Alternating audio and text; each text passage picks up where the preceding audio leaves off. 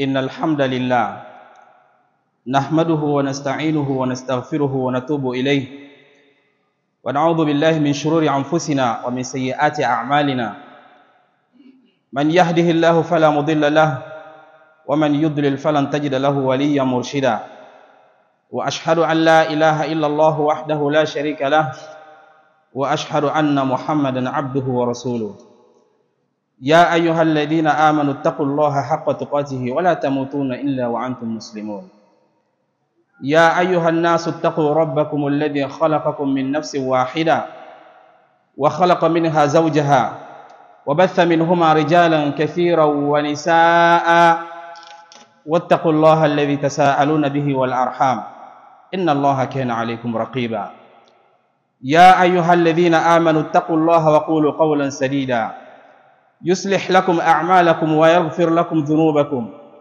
ومن يطع الله ورسوله فقد فاز فوزا عظيما أما بعد فإن أصدق الحديث كتاب الله وخير الهدي هدي محمد صلى الله عليه وسلم وشر الأمور محدثاتها وكل محدثة بدعة وكل بدعة ضلالة وكل ضلالة في النار.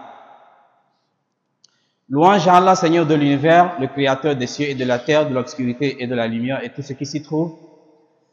Prière et bénédiction d'Allah sur le sceau des prophètes Mohammed sallallahu alayhi wa sallam, sur ses compagnons, ainsi que sur tous ceux qui le suivront jusqu'à la fin des temps. Allah a envoyé le prophète Mohammed sallallahu alayhi wa sallam comme dernier des messagers pour venir parachever son message à ses créatures. Et il a transmis le message. Il a conseillé l'ensemble de la communauté. Et il nous a laissé sur le chemin. Il nous a laissé sur un chemin clair de nuit comme de jour. Nul n'est censé ignorer ce chemin, sauf celui qui est voué à la perdition, qu'Allah nous en préserve. Alors, Allah lui-même s'est chargé de nous montrer l'importance de ce dernier messager. Il dit: لَقَدْ كَانَ لَكُمْ فِي رَسُولِ اللَّهِ أُسْوَةٌ حَسَنَةٌ. Vous avez en la personne du messager d'Allah, sallallahu alayhi wa sallam, un excellent modèle à suivre. Et ceci, لِمَنْ كَانَ يَرْجُ اللَّهَ وَالْيَوْمَ الْآخِرِ. Pour celui qui espère rencontrer Allah subhanahu wa ta'ala le jour de la résurrection dans de bonnes conditions et qui espère un bon compte en ce jour-là. Et parmi les règles de bienséance et de bonne conduite envers le prophète sallallahu alayhi wa sallam, Allah subhanahu wa ta'ala nous dit: Ya ayyuhalladhina amanu la tuqaddimu bayna yaday Allahi wa rasulihi wattaqullah. Et dit: oh vous qui avez cru, ne dévancez pas le messager d'Allah subhanahu, le messager d'Allah, et craignez Allah. Dans le verset qui suit, il nous dit: Ya ayyuhalladhina amanu la tarfa'u aswatakum fawqa sawti an-nabi wa la tajharu lahu bil qawli ka jahri ba'dikum li ba'd. Et dit: oh vous qui avez cru, ne levez pas la voix au-dessus de la voix du prophète sallallahu alayhi wa sallam et ne lui haussez pas le ton en lui parlant comme vous le faites entre vous. Et Allah nous dit la conséquence si nous refusons de suivre ceci: an tahbata a'malukum wa antum la tash'urun. Vous risquez de perdre vos œuvres. Vous risquez que vos œuvres deviennent vaines sans que vous ne les sachiez, sans que vous ne vous rendiez compte. Et c'est seulement le jour de la résurrection que l'être humain s'en rendra compte, quand, au moment où lui il espérait aller auprès d'Allah subhanahu wa ta'ala pour aller voir les montagnes de Hassanat, les montagnes de bienfaits qu'il a fait dans ce bas monde, il se rendra compte que finalement c'était un mirage. Aujourd'hui, cela fait plus de 1400 ans que le prophète sallallahu alayhi wa sallam, il a rejoint le compagnon suprême, Allah subhanahu wa ta'ala, son Seigneur. Mais les versets sont toujours là, nous les lisons. Et ces versets sont aussi applicables. Puisque le prophète sallallahu alayhi wa sallam, il est toujours parmi nous avec sa parole. Wal ulama warathatul anbiya. Les ulémas, ils sont les héritiers des prophètes. Donc, ils ont aussi, en parlant de ces éléments-là, donc, ils ont une place dans notre religion. Nous ne disons pas que c'est des gens qu'il faut vénérer au même titre que le messager d'Allah subhanahu wa ta'ala, Mais quand même, ils ont le droit à un minimum de reconnaissance. Encore faut-il que ceux-là aussi s'occupent pleinement de leur charge, qui font bien leur fonction, qui remplissent bien leur fonction, et aussi qui se donnent leur valeur qu'il faut. Et donc, chers frères et sœurs en islam, vous l'aurez compris, aujourd'hui nous parlons de notre rapport avec nos ulémas. Le non-respect ou même la chosification des imams ou du religieux est un phénomène qui prend de plus en plus d'ampleur dans notre communauté.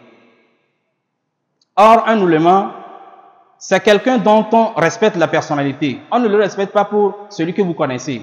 Non, mais nous respectons sa personnalité, la place que Dieu lui a réservée et la place que Allah subhanahu wa ta'ala lui a réservée. La place et que le prophète sallallahu alayhi wa sallam nous a enseigné.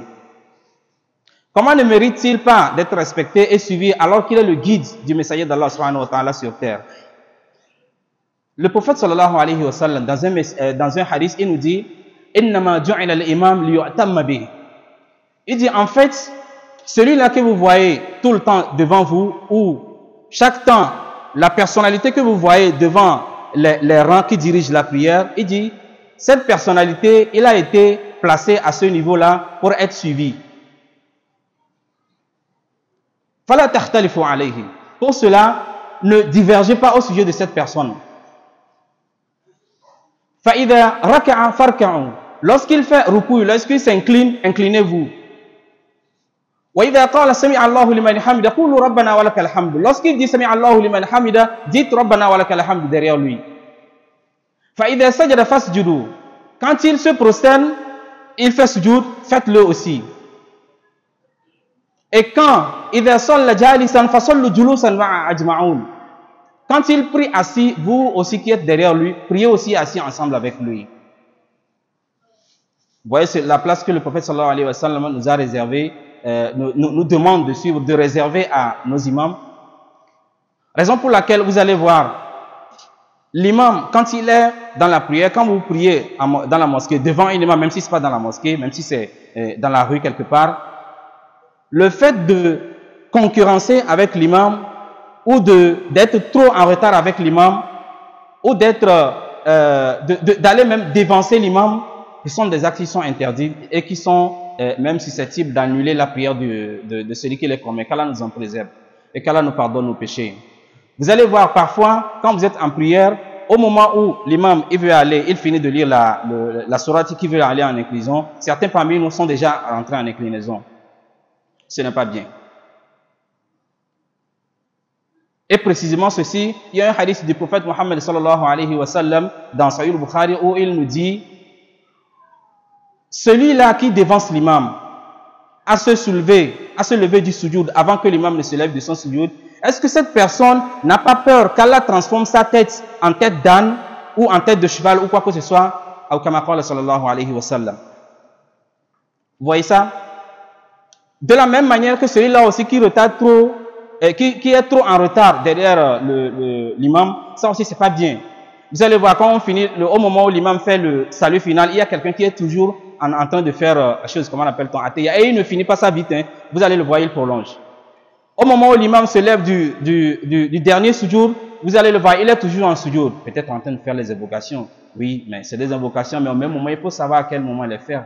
Nous sommes en train de suivre quelqu'un, vous savez, tout comme le wagon d'un titan ou de choses de train ne peut pas dévancer la tête. C'est de la même manière que celui-là nous qui prions derrière, nous ne pouvons en aucun cas dévancer celui-là qui nous dirige en prière. De tout ce que nous venons de parler, nous venons de citer, vous allez vous rendre compte que, quelle que soit votre allure dans la prière, l'imam doit toujours faire le salut final avant vous. Il doit toujours dire Assalamu alaikum wa rahmatullah et finir avant vous. Et notre prière, même quand nous prions derrière l'imam, notre prière n'est exaucée que si celle de l'imam l'est. C'est aussi ce qui fait que il ne faut pas mettre n'importe qui devant. Parce que devant, vous mettez la personne devant, il célèbre mal la prière, votre prière elle est vouée à l'échec. Et Allah seul sait si cela est exaucé ou pas. Et nous tous ne le savons pas. C'est seulement le jour de la résurrection que l'être humain se rendra compte de ce qu'il a, dressé dans ce monde comme bon ou mauvais. Qu'Allah nous pardonne nos péchés et qu'Allah nous assiste dans le bien. Et une petite anecdote à ce sujet. L'autre fois, il y a quelques jours, j'étais dans une mosquée de la place. Et puis j'ai fait ce petit rappel là. Juste après, quelqu'un s'est levé et dit, ah imam, qu'Allah nous assiste, qu'Allah nous pardonne nos péchés, qu'Allah fasse que nous puissions suivre cela. Et juste après lui, quand moi j'ai fini mes nawafil et que je suis sorti, l'imam est venu vers moi et puis me dit, ah mon alpha, aujourd'hui tu nous as tellement sauvés. Mais pourtant, moi j'ai vu personne commettre cela. Hein. Moi, d'ailleurs même pour le faire, je me suis posé la question, au moins il faut quand même voir quelqu'un faire cela avant de pouvoir avoir une bonne raison pour pouvoir conseiller la personne. Mais je me dis, tant mieux, le rappel profite aux croyants, n'est-ce pas?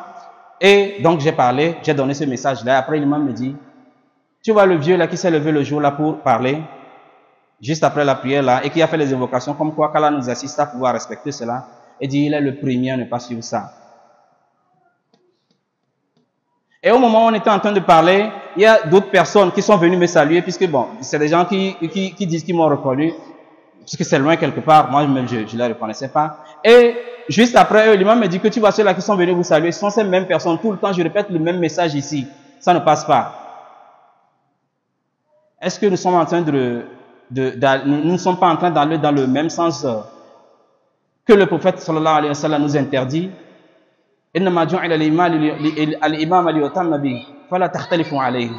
Ne divergez pas avec l'imam. Et comme nous le disons souvent, qui vole un œuf volera un bœuf. Comme nous refusons de suivre ces injonctions du prophète Mohammed sallallahu alayhi wa sallam, parce que nous voyons devant nous, peut-être que c'est même un mécanicien, mais que le prophète sallallahu alayhi wa sallam, par ses enseignements, lui a placé devant nous. Chaque fois que les gens venaient se convertir auprès du prophète sallallahu alayhi wa sallam, ou bien un groupe de personnes passe devant lui, il leur conseillait toujours, quand vous y allez et que l'heure de la prière arrive, que celui qui maîtrise plus le livre d'Allah vous dirige en prière, même si c'est un jeune, même si c'est un petit enfant. Raison pour laquelle vous allez voir le ramadan passé, il y a de petits enfants qui nous ont dirigés dans la prière ici. Et il y a un hadith célèbre là-dessus, un enfant de 6 ans a dirigé la prière. Nous sommes allés même plus loin et nous nous engueulons avec nos imams. Ya Allah. Un imam qui commet une petite erreur dans la prière, un imam qui arrive un tout petit peu en retard, les gens sont prêts à vouloir en découdre avec lui, on dirait qu'ils l'ont acheté. La hawla wa la quwwata illa billah. N'oublions pas, c'est le représentant du messager d'Allah sallallahu alayhi wa sallam parmi nous. Wal ulama warathatul anbiya. Un imam, pour une raison ou une autre, arrive à la mosquée avec son petit enfant, et l'enfant, vous connaissez comme tous les enfants d'ailleurs, il s'amuse au cours de la prière, il fait un peu de bruit, juste après la prière, tout le monde s'inflamme. Les gens s'inflamment et on commence par chanter mais imam, mais c'est quoi ça? Est-ce que l'enfant il ne peut pas rester à la maison? Mais s'il ne peut pas être tranquille dans la prière, mieux vous le laisser à la maison. En fait, en réalité, l'enfant il n'a rien fait. Je vous dis qu'il n'a rien fait. Au temps du prophète Mohammed sallallahu alayhi wa sallam, Ibn Abbas, il a été rapporté, Ibn Abbas qui a fait un tafsir, qui est une référence en matière de tafsir. Ibn Abbas, on rapporte qu'Ibn Abbas venait, il rentrait à la mosquée même parfois au moment où les gens sont en train de prier à cheval. Est-ce que ça ne ferait plus peur? Ça ne serait pas peur? Ça ferait plutôt peur, plutôt qu'un enfant qui est distrait.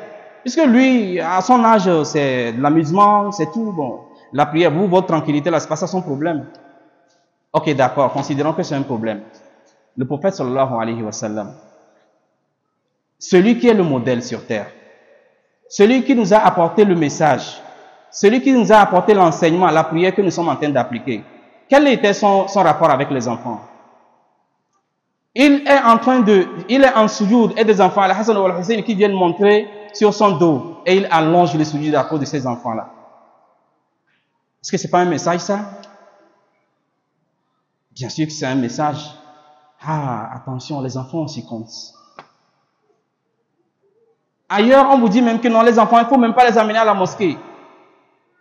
Ok, d'accord, on ne va pas les amener à la mosquée. C'est à la maison ils vont apprendre la religion. Quand vous, monsieur, vous êtes tout le temps à la mosquée, qui va les enseigner? Maman qui ne prie pas à l'heure parce qu'elle est occupée avec les occupations de la maison. C'est pas ça, les enfants, on va toujours les avoir avec nous. Ce que nous pensons être du problème aux yeux du prophète sallallahu alayhi wa sallam, cela ne l'est pas.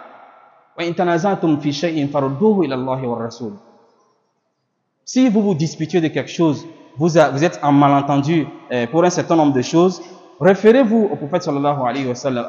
Ramenez cela devant Allah et son messager. Et là, vous aurez la clarification en ce qui vous concerne, en ce qui concerne cela.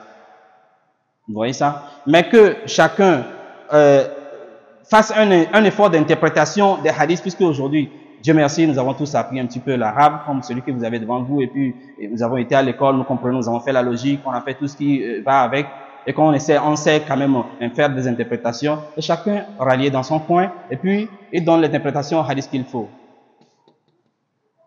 Qu'Allah nous pardonne nos péchés. Ce ne sont pas des actes qui nous honorent, ça ne nous honore pas. Attendez, quand il y a baptême, n'est-ce pas l'imam que nous appelons? Quand il y a mariage, une autre étape de la vie de l'homme, c'est toujours un imam, n'est-ce pas? Alors quand il y a un décès, là je sais que c'est un ministre que nous appelons. Est-ce que nous osons même leur approcher? Parce qu'eux, ils ont des fonctions déjà qui les dépassent. Ils sont occupés à autre chose. Est-ce que nous osons les appeler? Non. Ou bien, est-ce que c'est le directeur de la banque? J'en ai pas sûr. Encore moins un de ses employés. Je dis la banque parce que c'est là où nous vient tout ce que nous consommons, nous utilisons comme argent. Ou bien c'est même le Bill Gates du quartier.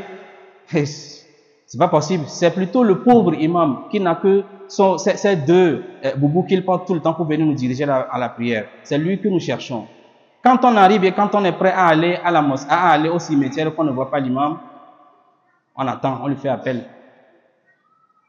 Mais nous sommes allés loin, les gens sont même pour quelques minutes d'attente à l'heure de la prière, on appelle l'imam. Oh imam, vous êtes où? Tu ne vas pas diriger la prière? Ya Allah. C'est pas ça la religion de Muhammad sallallahu alayhi wa sallam. C'est pas ça l'islam. Nous devions revoir un peu nos copies des choses et puis vous allez voir, quand nous allons aux examens, ya imam, s'il te plaît, fais-nous la prière, nous voulons aller aux examens, les choses sont sérieuses. Après l'examen, c'est la réussite, n'est-ce pas? Maintenant, on a le diplôme, on veut chercher un boulot. Vous voulez chercher un boulot? Ya Alpha, faites-nous de la prière. Les choses sont difficiles de l'autre côté, nous sommes tellement nombreux sur la liste. L'imam, il fait la prière. Après tout, on dit, ah, ya imam, c'est bien, hein, nous sommes sortis, hein, on aimerait que vous nous aidiez en prière, on veut remercier Allah subhanahu wa ta'ala. Ah, c'est encore lui. Est-ce que cette personne-là, quelle place nous-mêmes nous lui donnons? Et vous voyez ce que nous sommes en train de faire chez nous, ailleurs dans d'autres confessions religieuses. L'imam ou la personne religieuse, c'est lui qui vous dit, vous êtes pardonné, parce que vous venez faire une confession, vous venez lui dire, ce que j'ai fait, bon, j'ai péché contre Dieu, j'ai fait ceci, j'ai fait cela, et il vous dit, vous êtes pardonné, allez-y. Pourquoi pas en islam? Qu'Allah nous pardonne nos péchés. Le prophète sallallahu alayhi wa sallam, il nous dit, en fait, un jour, il a dirigé la prière, et d'autres disent que c'est la prière de Subh. Il dirige la prière et après, il fait un sermon, il fait un prêche qui a fait trembler le cœur des gens et qui a fait pleurer les gens, pour juste paraphraser le hadith. C'est un hadith aussi long. Et à la suite de ça, les gens lui posent la question, Ya Rasulallah, ka'annahu maw'idatu muwaddi'. Oh messager d'Allah, c'est que le prêche que vous venez de faire tout à l'heure, on dirait que c'est un prêche d'adieu. Fa'awsina, donne-nous, conseille-nous, dis-nous quelque chose que nous puissions retenir. Et dit, Osikum bi taqwallahi azza wa jal. Je vous recommande la crainte d'Allah subhanahu wa ta'ala. Il y a plusieurs versions de ce hadith-là. Et ensuite, il dit, wa alaykum bis sam'a wa ta'a. Et soyez des gens obéissants. Wa in ta'ammara alaykum abdun habashi. Même si c'est un esclave venant de l'Abyssinie, faisant allusion comment l'appelle-t-on, à Bilal, donc, même si c'est un serviteur, un esclave, qui vous dirige. Vous voyez ça? Et le hadith là, on va mettre un terme à ça comme ça, puisque le temps ne nous suffirait pas d'aller en détail, puisque ce hadith là, même seul, déjà, c'est une autre conférence. Qu'Allah nous donne la bonne compréhension des choses. Vous voulez plus que ça? Allah subhanahu wa ta'ala, il nous dit, Ya ayyuhal ladhina amanu, ati'u Allah wa ati'u ar-rasul wa ulil amri minkum. Oh, vous qui avez cru, obéissez à Allah et obéissez à son messager et aux gens qui détiennent les choses parmi vous. Vous voyez? Ici, Allah, après son obéissance et après l'obéissance du prophète sallallahu alayhi wa sallam, Allah demande comment appelle-t-on, l'imam, celui-là qui est imam dans la mosquée, de t'obéir parce que tu es son chef au service. Allah lui demande de t'obéir parce que tu es son chef au service. Maintenant, pourquoi dans le sens contraire, cela ne peut pas être possible? Vous voyez que ça fait un tout petit peu chose dérangeant. Quelle relation nous avons? C'est la question que chacun d'entre nous devrait se poser. Quelle relation nous avons entre nous et notre Seigneur subhanahu wa ta'ala par rapport à ces injonctions? Et chacun devrait trouver une réponse à cette question-là avant que n'arrive le jour où on va prier sur lui et qu'il ne pourra pas prier lui-même. Et une chose que nous ne devrions pas oublier, ces gens-là qui nous dirigent dans les mosquées, ce ne sont pas des va-nu-pieds, hein. Ce ne sont pas des moins que rien. Ce ne sont pas des laissés pour compte. Ce ne sont pas des clochards. C'est des gens qui ont fait aussi de longues études, qui ont eu des diplômes. Et aujourd'hui, vous allez voir, il y en a de plus en plus de docteurs et de doctorants parmi eux. Mais qui ont choisi vouer leur vie, consacrer leur vie à nous, notre guide. Ailleurs, on pourra dire, c'est des gens qui ont consacré leur vie, se sont sacrifiés pour nous, notre réussite, pour que nous puissions trouver le paradis le jour de la résurrection. Vous voyez ça? Qu'Allah nous pardonne nos péchés, qu'Allah nous assiste dans ceci, qu'Allah nous aide à pouvoir sortir des tentations du diable. أقول ما تسمعون وأستغفر الله لي ولكم ولسائر المسلمين من كل ذنب استغفروه إنه هو الغفور الرحيم.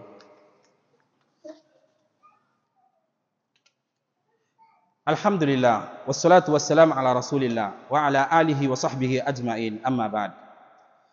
Chers frères et sœurs dans l'islam, nous devrions revoir notre rapport entre nous et nos ulémas. C'est très important puisque l'uléma, la personnalité de l'imam que nous voyons, en fait, c'est une sha'ira, min sha'airillah. Et Allah subhanahu wa ta'ala, il nous dit, وَمَنْ يُعَظِّمْ شَعَائِرَ اللَّهِ فَإِنَّهَا مِنْ تَقْوَى الْقُلُوبِ.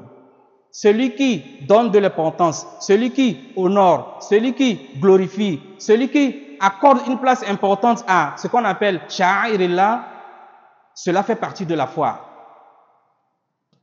Et quand sha'air, c'est le mot pluriel qui a été cité dans le verset, le singulier c'est sha'ira. Quand on dit sha'ira, c'est quoi en fait? Quand vous prenez le dictionnaire, la manière la plus simplifiée de retenir ce mot, de comprendre ce mot, c'est tout ce qui est relatif à la religion. C'est fini. Tout ce qui est relatif à la religion. L'imam, la mosquée, le Coran, les hadiths, le respect d'autrui, tout ce... وَمَنْ يُعَظِّمْ شَعَائِرَ اللَّهِ فَإِنَّهَا مِنْ تَقْوَى الْقُلُوبِ. Vous voyez quelle raison pour laquelle l'imam, c'est pas parce que lui il est imam qu'au service il ne respecte pas son chef. Il est tenu de le faire parce que lui aussi il respecte ce verset-là. وَمَنْ يُعَظِّمْ شَعَائِرَ اللَّهِ فَإِنَّهَا مِنْ تَقْوَى الْقُلُوبِ. Voyons ça. Qu'Allah nous assiste à pouvoir suivre ceci. Et il y a un célèbre artiste que vous connaissez tous, un artiste émirati, Ahmed Bukhatir. Il a une chanson que tout le monde connaît, titrée Iqra. Il dit dans un autre morceau, un poème qui est tellement très significatif. Il dit Bil-ilmi wa bil-adabi, bil-ilmi bal bil-adabi tanal a'la rutab. Bil-ilmi bal bil-adabi tanal a'la rutabi. Fa'ish hayat al-ulama wa qura' sunuf al-kutubi. ودم على تواضع لا تفتخر بالنسب كفاك عن تخرج من دنيا الورى بالحسب. Il dit, c'est avec l'humilité, c'est avec de l'humilité et le savoir qu'on acquiert le plus haut rang. Et vis comme les érudits, vis comme les savants, et lis les savants, lis les livres que les savants ont écrits. En philosophie, on dit ceci, celui qui veut devenir philosophe, tu dois lire les philosophes. Tu dois lire les écrits des philosophes. Pour devenir aussi savant, pour pouvoir, si c'est ton but, qu'Allah nous en prie, si c'est ton but, c'est d'acquérir la connaissance pour venir tirer avec les imams, si c'est ça ton but, avant d'arriver là aussi, il va falloir chercher du savoir. Et sache que, plutôt, tu dois tout le temps vivre avec l'humilité. Ne reste pas là à penser que moi je ne fais pas partie, la loi là ça ne me concerne pas. Moi je suis le fils d'un tel et tel, le fils du Bill Gates du quartier, le fils du chef du quartier, moi je suis le chef.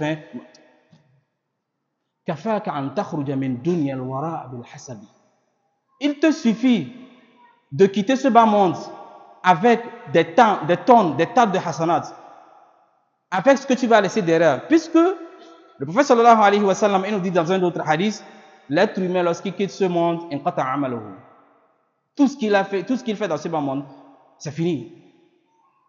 Sauf trois choses dont on n'a pas besoin dans ce sermon. Vous voyez ça? Nous devons donc de l'humilité à l'endroit de nos imams. Vous voyez ça? Et il y a un docteur, il s'appelle Naïf Al-Ajami, il disait depuis déjà les années 2011 et consort, il disait déjà Man istakhaffa bi'alim, man istakhaffa bi'alim, dhahaba dinu. Celui qui sous-estime l'ouléma, le savant, il va perdre sa religion. C'est aussi clair que ça, et simple. Puisque quand vous sous-estimez quelqu'un, vous n'avez plus envie d'aller vers la personne pour chercher quoi que ce soit. Et donc vous allez vous rallier dans votre coin à faire des interprétations, wallahu alam si c'est juste ou pas. Et vous allez rencontrer Allah subhanahu wa ta'ala le jour de la résurrection, qu'Allah nous pardonne nos péchés. Aux imams, donc, reconnaissez-vous, vous aussi, votre place et valorisez-vous. Valorisez-vous ne signifie pas de faire ce que Ahmed Bokhatri disait dans l'autre. La taftakhir bin nasabi. En fait, c'est ce que ça veut dire. C'est pas parce que c'est une place que le prophète sallallahu alayhi wa sallam, Allah et son messager t'a accordé et que ça doit devenir un problème dans la société. Il y a un docteur qui s'appelle, comment ça s'appelle? Son nom c'est Mohamed Arifi. Il dit que dans la péninsule arabique, on lui a demandé, on lui a fait une offre de lui faire une carte VIP, de sorte que chaque fois, parce que c'est des gens qui enseignent dans les universités, ici, dans ce pays, il va dans l'autre pays, demain matin ou bien même dans la soirée, il est dans un autre pays pour enseigner. On lui a donc proposé à ce qu'on lui fasse une carte VIP, de sorte que chaque fois quand il arrive à l'aéroport, il passe par, il y a un endroit réservé au VIP, il passe par là et puis rapidement il va rentrer dans l'avion. Il dit non, je ne veux pas ça. Je veux vivre avec la communauté. Je veux passer par les mêmes portes que passe la communauté. Et c'est en cela qu'on comprendra ce que vivent les gens et que nous pourrions savoir comment être avec eux et ce qu'il faut prêcher. Vous voyez ça? Et en tant qu'imam aussi, nous devrions entre vous aussi vous donner de la valeur. Vous devriez vous donner du respect pour que vos adeptes puissent vous respecter. Ne permets à personne de pouvoir dénigrer ton frère ou ton confrère ou ton collègue imam devant toi. Mais sache que si tu te tais, le jour viendra où ça va te revenir. Et peut-être par cette même personne qui va t'embêter. Et quand quelqu'un se donne ce travail de Dieu, Allah nous a demandé de faire le travail de Dieu, mais au même moment, il ne faut pas penser, peut-être dans d'autres communautés c'est possible ce que je vais dire, c'est-à-dire qu'on prenne un imam et qu'on lui paie, c'est possible dans d'autres communautés, mais les environnements sont différents. Tu n'as pas de boulot, tu en fais ton boulot, ça va devenir de l'embêtement. Ah, c'est moi qui ai construit la mosquée, c'est moi qui l'ai recruté, hein. Je le paie, je te fais un salaire ou pas. Tu me dois des rapports tout le temps. Dans des mosquées, nous sommes arrivés même à installer dans des mosquées des salles, des souillons, des hypocrites assistants d'imam qui sont là juste pour faire des rapports à celui-là qui a construit la mosquée sur l'imam. Ya Allah. Mon frère, combien tu peux payer un imam pour pouvoir lui assujettir jusqu'à ce point-là?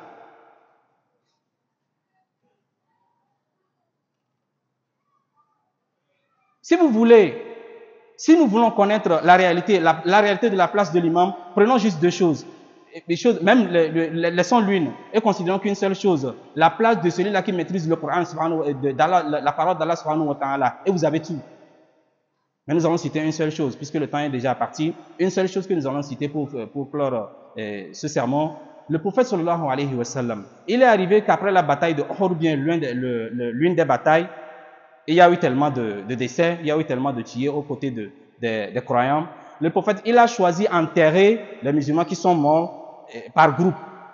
Et quand on creuse une tombe, on creuse la tombe, et ça descend un peu et on creuse encore à côté. Dans cette même tombe, on creuse à côté. Et le premier à être enfoui là-bas, c'est le lecteur du Coran. Vous voyez à quel point celui-là qui maîtrise le Coran, la parole d'Allah, il est respecté même jusque dans la tombe. Et pour tout ce qui reste, vous en connaissez. Qu'Allah nous pardonne nos péchés, qu'Allah nous montre la vérité et nous permette de le suivre, et qu'Allah nous montre également le faux et qui nous assiste à pouvoir ne pas suivre ce chemin-là. Allahumma arina al-haqqa haqqa warzuqna ittiba'a wa arina al-batila batila warzuqna ijtinaba. Allahumma arhamna.